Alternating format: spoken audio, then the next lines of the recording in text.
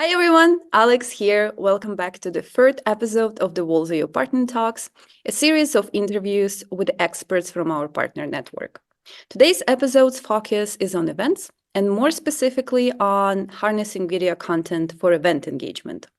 And I have just the perfect guest to talk about it all. Please welcome Dan Gable, founder of Sprat and ShoutOut. Hi Dan, thank you so much for joining me. Hey Alex, great to be here. Very happy you could make it.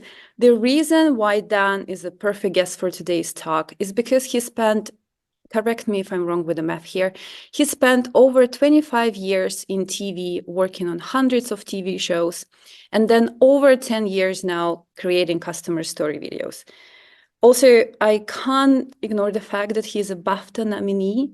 I bet you didn't see this one coming, and a well-known figure in the television industry. But as I already mentioned, apart from all these amazing achievements, Dan is also a founder of a company called Sprat that's created a product called ShoutOut that basically enables a quicker and much easier creation of video content. And that we know as marketers could be leveraged in so many different use cases, but most importantly, for events. So my first question to you, Dan, would be really a simple one. How can videos be used to engage an audience during events, and why today is a good time for companies and event planners to start making videos? That's a great question. I'm gonna do the second part first, if I may. So basically, now is such a good time to do videos because I don't know if people realize, but the algorithms on social media are changing quite dramatically. So previously on social, you could go viral based on the amount of followers you had. So you really needed a lot of followers, and then you were called an influencer. But what's really changed is that now you can get a huge reach with no followers at all because the algorithms favor the content itself. So if that content adds value to someone, you can get a huge organic reach, which is really interesting. And it's a great time to be thinking about video. And also video is kind of turning into, like, anyone that spent any time on Instagram Reels, YouTube Shorts or TikTok, it's now becoming very short form, bite-sized episodic content. So that's the kind of shape of where we are with video at the moment, and it's a really interesting time. So events can leverage that in so many different ways. You can get obviously testimonials from delegates, from speakers, from exhibitors. You can do stand tours. You can do, like, winner interviews at events, and you can really kind of scoop. Like if you're doing a trade show, for example, you could kind of scoop new launches on video, and you can really kind of enable viewers to understand so much more of what's going on at an event through short form content than if they were at the event if they were at the event themselves, in a way. I know it sounds strange. So it's a great analogy. Like if you go and watch, I was really into Formula One. If you go and watch a Formula One, race, it's an amazing experience. But you really need an earpiece and to listen to a TV or radio to understand what's going on. So you're experiencing it, but it takes content to kind of understand. And I think events are kind of similar, that you can really have a digital accompaniment to your event, where maybe a journalist would walk through, do stand tours, talk about latest releases. That would make it much easier to navigate that event after watching the content. Let's talk numbers. In your experience, and you've been in business for a while, what do you see? How many videos are usually submitted during, let's say, one event? So with ShoutOut, so basically ShoutOut is an automated video creation tool. So the idea is what we call a ShoutOut creator can go around to events, doing testimonials, doing little interviews, and the video gets created automatically. We get on average around sort of 35 testimonials, sometimes 40 per day, which is quite a big amount. If we do our record, actually, for winner speeches at an awards, we did 86 winner speeches in like not a very huge amount of time, like a couple of hours. But the other thing about ShoutOut is that once you've done that winner speech, the video gets emailed to the recipient as well, so they can share it. So yeah, so there's like basically 86 videos in a couple of hours. That's a huge number. When you said 40, 60 videos a day, I initially thought, oh, 60 videos is good for one event, but when you said a day, it's very impressive. So for people who want the same results or simply for the video campaigns to be successful, could you please share some of the best practices for integrating video into event planning? Yeah, absolutely. So I think the first thing to really people are get a bit funny about video because traditionally, video is expensive. It was difficult to make. There's a long approval process. So I think the first best practice is to really think of video no different to sharing a photo because that's really how easy it is now, especially with tools like ShoutOut. Record a video, it gets branded up. That's your piece of content. So I would really think in terms of episodic, think in terms of multiple short form videos, rather than just sort of spending a while on a highlight video, releasing it like it's a big deal. Video's not really that big a deal anymore. People treat it like they treat photos. When I say it's not a big deal, I mean it's they consume it and it's over. And I think that's a real shift that I think people need to make because I think people sometimes agonize over their videos and they get released quite late on. And actually, some videos don't feel that at home on social media because they're maybe almost a little bit too polished. And those days are really disappearing. So that's a big best practice. And also just fit it into your overall strategy, fit it into kind of what you're posting, how you're posting, where video works and where video doesn't work. Sometimes, certainly in marketing nowadays, sometimes the answer is video. What's the question? In other words, video is the solution for everything, and it's not. So you got to make sure you're using it wisely.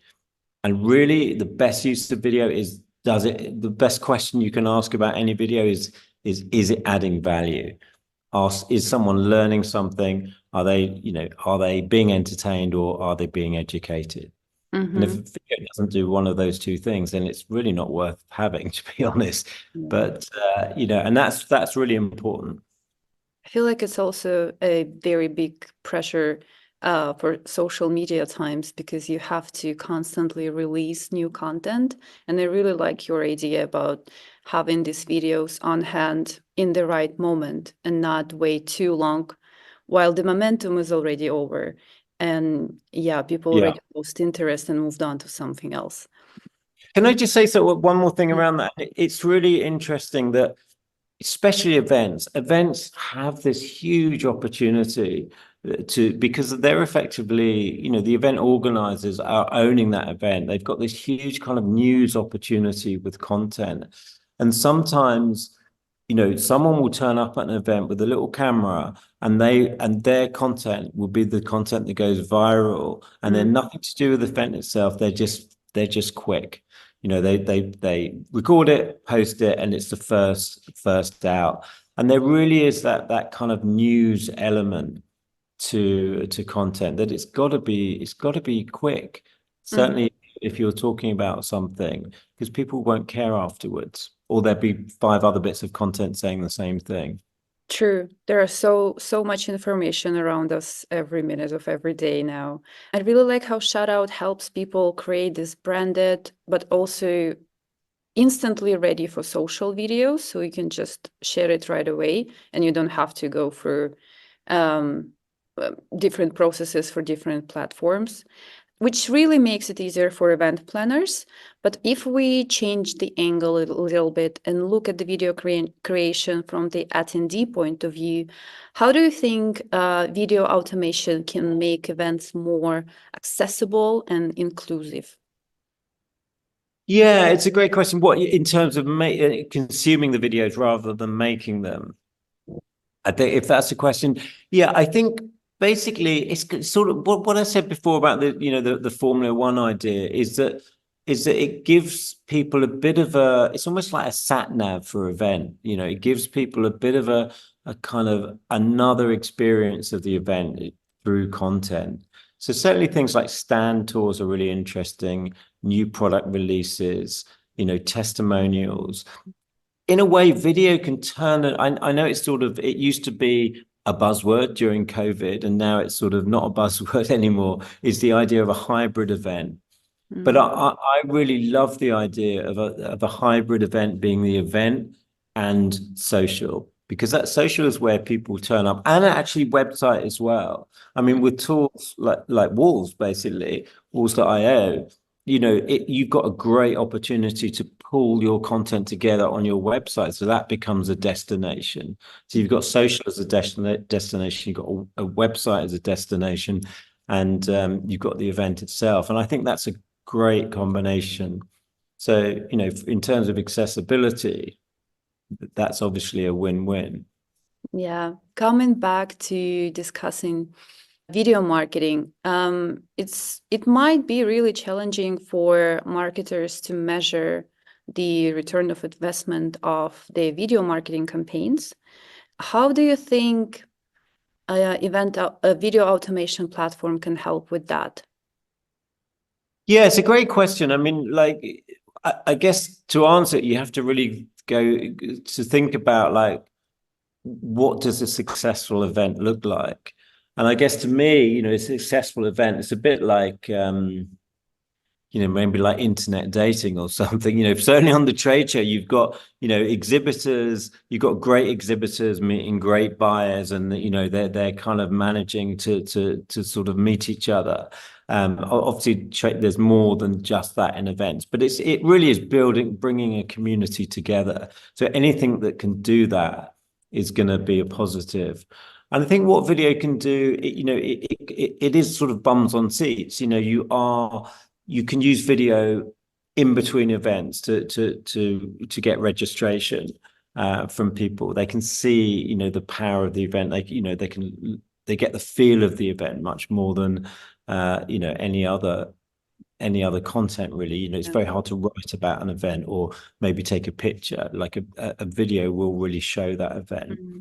So there's that, and there's also you know, from the exhibitor point of view, you've got another opportunity for outreach through the event company itself, where, you know, if you can do your own stand tours using tools like ShoutOut, if you can announce that you're exhibiting, if you can use that as a social campaign, I think there's a lot of power in that.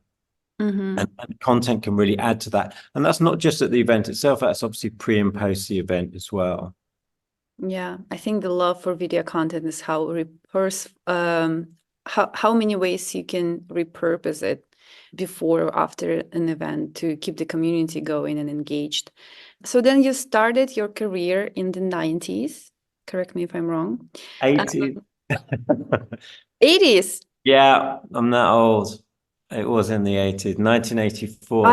I may only guess that the video production was very different back then from what it is today. You witnessed the creation and the rise of YouTube, and now of the platforms like TikTok and Instagram with their short form videos that pretty much anybody can do.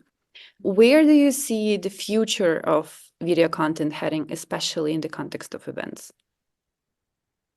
Yes, it's a really interesting question. I think just to look at the past and then go to the future. Yeah, so I mean, when I started, no one really understood what I did. You know, they were like, couldn't really conceive what editing was or what content creation was. And you know, it was very niche. It was TV. In the UK, there was only 4 channels. So it was like, no, you just didn't meet anyone that was making videos because the equipment was so expensive and it was so difficult. So it's kind of really strange for me seeing like YouTube and then all these other platforms, and now suddenly everyone's talking about content, where, you know, I had like 5 people I could talk about content with. So that's really strange.